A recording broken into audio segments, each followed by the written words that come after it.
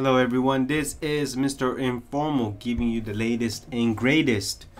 We are on the Mr. Informal Podcast 166. Yes, 166. Again, I go by the name of Mr. Informal. I hope you are doing well today. I hope you are having fun. Certainly, I hope you are healthy. That is the most important thing. Health. And certainly, whether it be mental health, physical health, spiritual health, any type of health is always good health. So this is the podcast 166. Before I talk about the topics for this podcast, please do not forget to add me on Instagram, MISTERINFORMAL, and then check out my website, mrinformal.com, mrinformal.com. Please check out my website. Got some great articles in there. Got some new stuff. Also got some latest and greatest going on with the tech and the fashion industry. And so these are the 4 topics for the Mr. Informal Podcast 166. Number 1, Dr. Martens sale is actually up. Number 2, luxury NFT. Yes, non-fungible token. Luxury. Which honestly, I got a big opinion about that. Number 3, Pinterest is finally having a monetization. So certainly, if you have interest already, well, there's a way for you making money off Pinterest. Finally, and then last but not least, is the Crocs design. Crocs has been a tear lately based on marketing, also on sales. So a lot of people are trying to copy the design of the Crocs, but I really want to speak about the design itself. I don't see anything special about it, but we'll get to more details about that later in the 4th topic. And so those are the 4 topics for this Mr. Informal Podcast. Let's go ahead and start the podcast. So this article is from hypebeast.com. Titled Dr. Martens sale in Q1 of 2020 surpassed pre-coronavirus levels, seeing 52% increase over the same period last year. So over its past quarter ending June 30, the company managed to rake in 147 million euro, representing a whopping 52% growth from the same period last year. The company calls it a weak comparative due to the pandemic. Alright. More impressively, the figure also marks 31% increase over the first quarter 2019, long before the coronavirus swooped in. While its UK and European markets continue to recover from the pandemic economy with a 30% increase in revenue, its US performance has been exceptional, seeing revenues grow by a whopping 106%. Very pleased with its first quarter performance, Dr. Martens CEO Kenny Wilson said in a statement that our large autumn-winter begins Q2 and our performance to date gives us confidence for the remainder of the year. Did I just read that right? Saying that it was weak? So hold on. Representing a whopping 52% growth from the same period last year, though the company calls it a weak comparative due to the pandemic. Really now? Weak? Excuse you, but I seem to remember that everybody did not have jobs, were fired, were laid off, were furloughed, whatever you want to call it, and you're telling me that it was weak?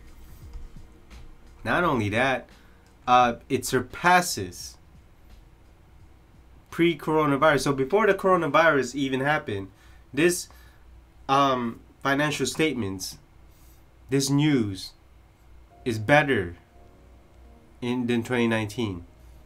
So I mean, if you want to talk about last year, you want to say it's weak, that to me does not make sense. So it's pretty obvious that all they care about money. When it comes to Dr. Martens, I do like their classic and I do like their collaborations. That's about it.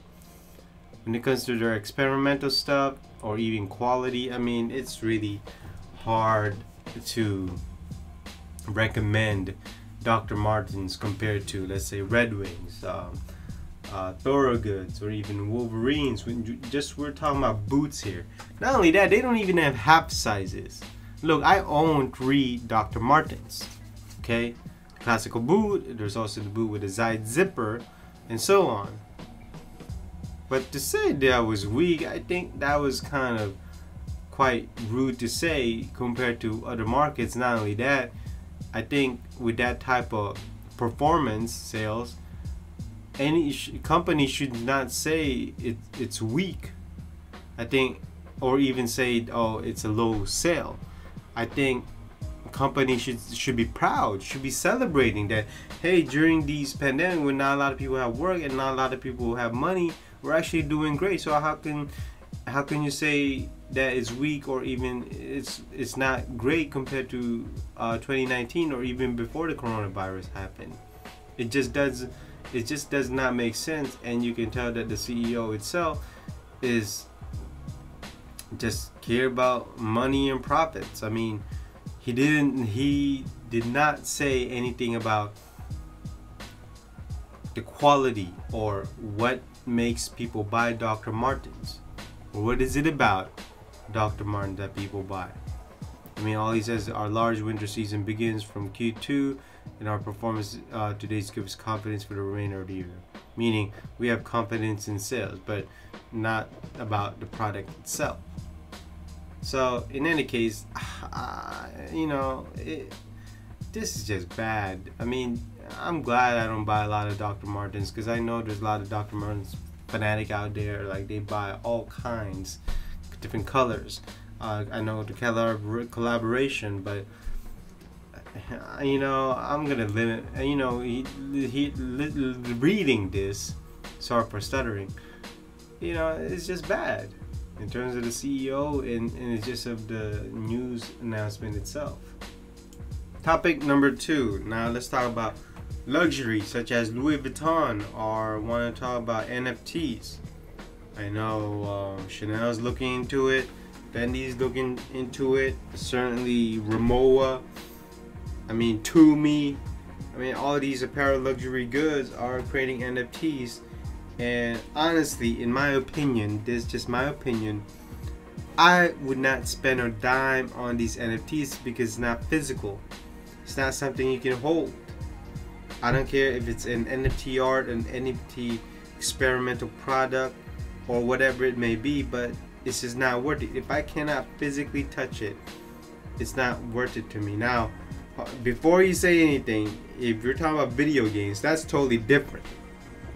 We're talking about NFTs, luxury products here, and certainly it's a beginning market, and the market itself has not matured. Let's be honest. The market itself is just in its infancy, and it's a great business venture that any company could come into.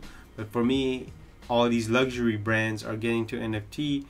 If I was the consumer, I would not spend a dime on it. Now, if I really have money to spend, whatever it may be, if I really have money to spend whatever, like wasteful items or wasteful digital items, yeah, sure, why not? Just for the hell of it, why not buy an NFT from these luxury brands? Now, if I was very careful with my money, then certainly I would tell myself, I need a physical product. And certainly I would rather go to a Louis Vuitton store, whatever it may be, and just buy the item itself if I like it. And it's not an NFT. Not only that, I would be worried about privacy concerns. You see, an NFT should tell you that you cannot trace the person that owns the NFT. And these luxury brands are not thinking about digital privacy, digital security, and so your identity may be on the line here. It may be at risk, because these brands don't think about IT, don't think about security, don't think about privacy. They don't really care, none of that.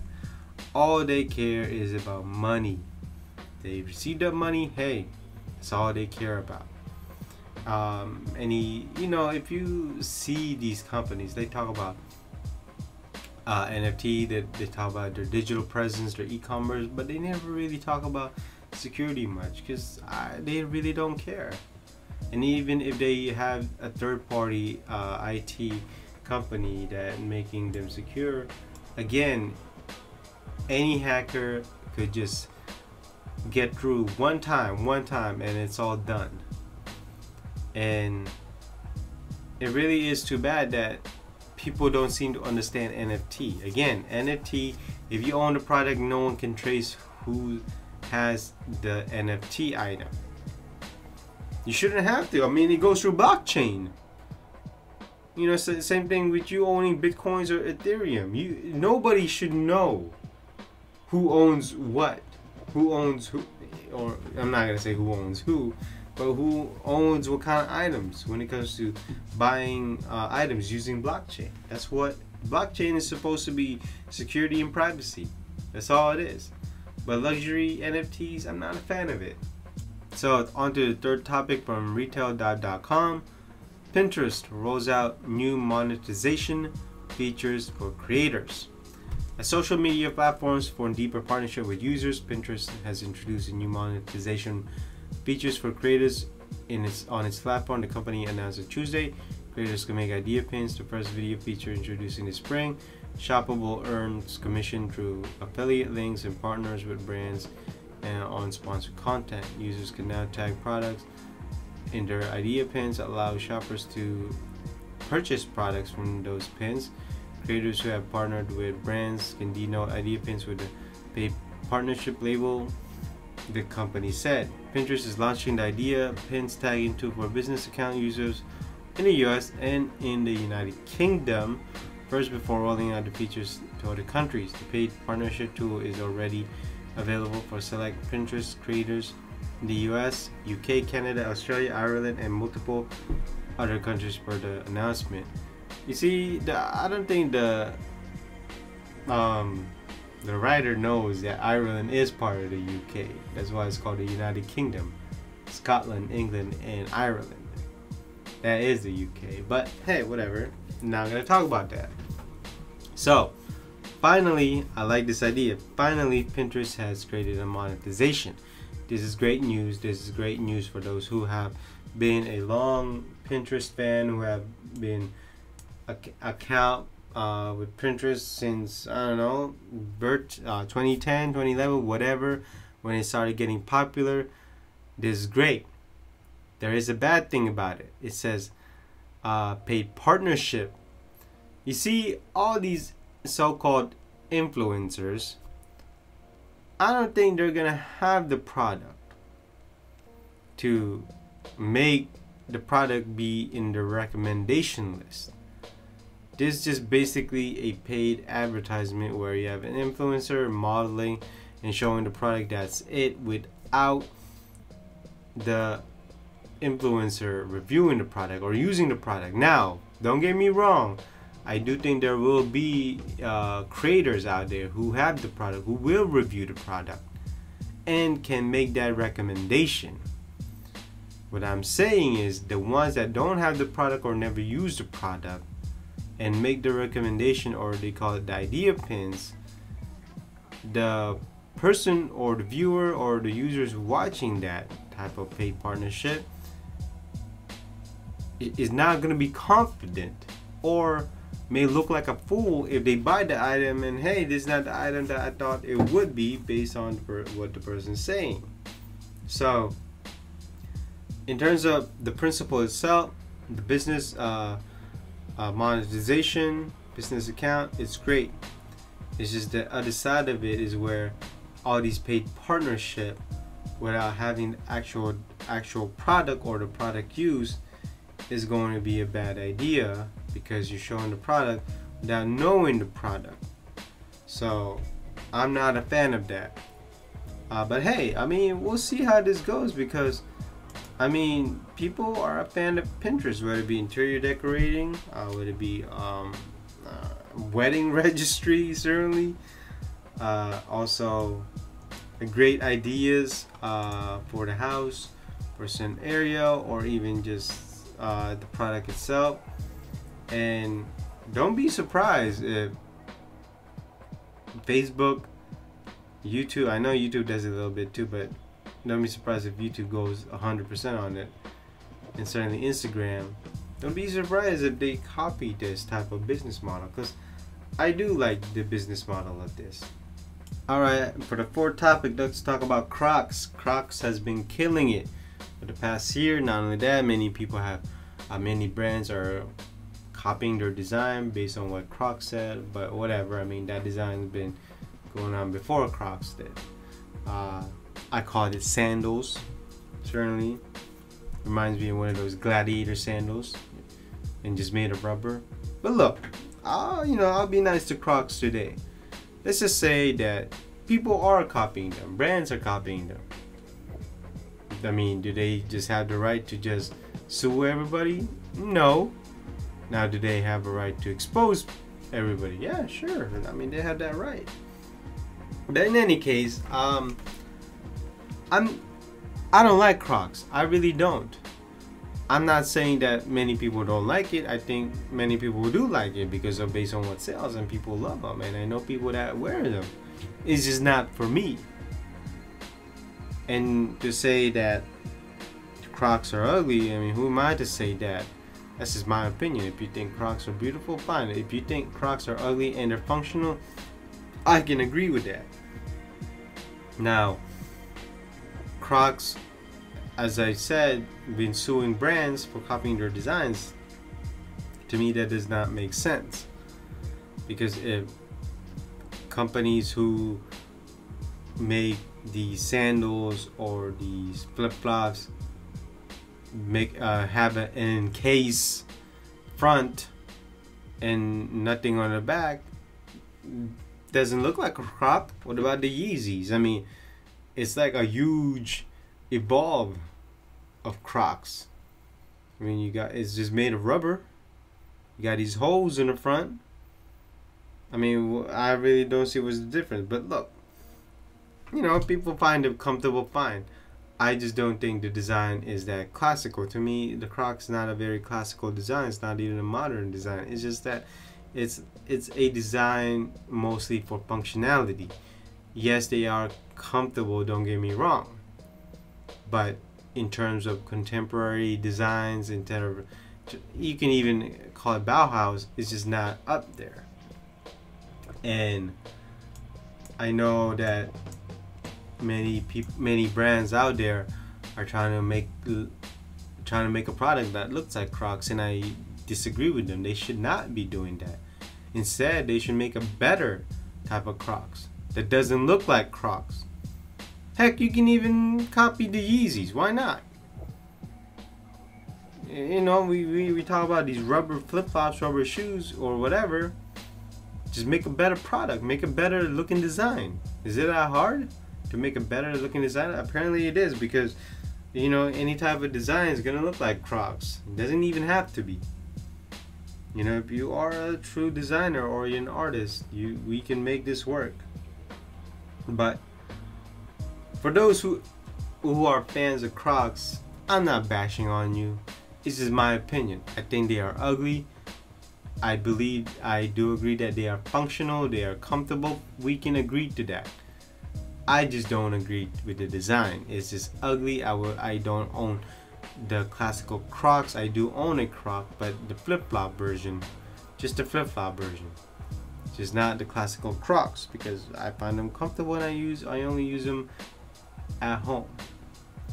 But in any case, I just want to talk about Crocs design, because apparently brands are copying them and people think they're classical. People think they're good looking when it's not.